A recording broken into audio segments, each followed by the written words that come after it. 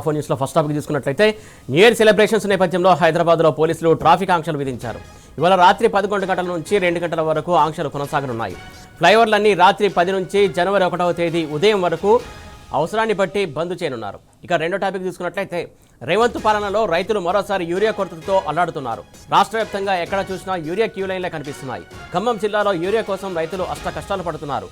గత 3 సీజన్లలో ఎలాంటి ఇబ్బందులు అయితే పడ్డారో ఇప్పుడు కూడా అవే ఇబ్బందులు పడుతున్నారు. ఇక మూడో టాపిక్ తీసుకున్నట్లయితే మన ఊరు మనబడి కార్యక్రమానికి చెందినటువంటి 512 కోట్ల బిల్లులను వెంటనే చెల్లించాలని మాజీ మంత్రి హరీష్ రావు డిమాండ్ చేశారు. రాష్ట్ర వ్యాప్తంగా మన ఊరు కాంట్రాక్టర్లు తీవ్రమైన ఆర్థిక సంక్షోభంలో కూరుకుపోయారని ఆరోపించారు. ఇక నాలుగో టాపిక్ తీసుకున్నట్లయితే రేవంత్ సర్కారుకు వ్యతిరేకంగా ఆటో అన్నలు గదం తొక్కుతున్నారు. ఆటో డ్రైవర్ల సమస్యలకు సంబంధించినటువంటి 12 డిమాండ్లను ప్రభుత్వ దృష్టికి తీసుకెళ్లినప్పటికీ ఇప్పటివరకు ఒక్క హామీని అమలు చేయకపోవడం అన్యాయం అంటూ సమరభేరి మోగించారు. రైట్, ఇక టాప్ 4 హెడ్లైన్స్ ఒకసారి చూద్దాం. న్యూ ఇయర్ వేడుకలకు హైదరాబాద్ అంధకారం, పేరుకుపోయిన చెత్త చెదారం.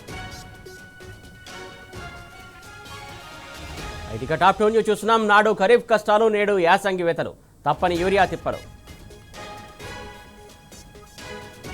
ఇక టాప్ 3 న్యూస్ చూస్తున్నాం. కమిషన్లు ఇస్తేనే బిల్లులు ఇస్తారా, చిన్న కాంట్రాక్టర్లు కనిపించడం లేదా అని హరీష్ రావు ఫైర్.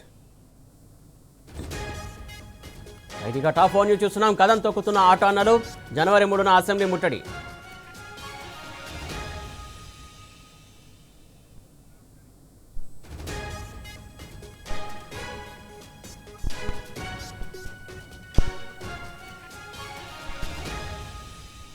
ఇక టాప్ 1 న్యూస్ చూస్తున్నాం. న్యూ ఇయర్ వేడుకలకు హైదరాబాద్ అంధకారం, పేరుకుపోయిన చెత్తా చెదారం. టాప్ 2 న్యూస్ చూస్తున్నాం. నాడు ఖరీఫ్ కష్టాలు, నేడు యాసంగి వెతలు, తప్పని యూరియా తిప్పలు. ఇక టాప్ 3 న్యూస్ చూస్తున్నాం. కమిషన్లు ఇస్తేనే బిల్లులు ఇస్తారా, చిన్న కాంట్రాక్టర్లు కనిపించడం లేదా అని హరీష్ రావు ఫైర్. ఇక టాప్ 4 న్యూస్ చూస్తున్నాం. కదం తొక్కుతున్న ఆటో అన్నలు, జనవరి 3న అసెంబ్లీ ముట్టడి.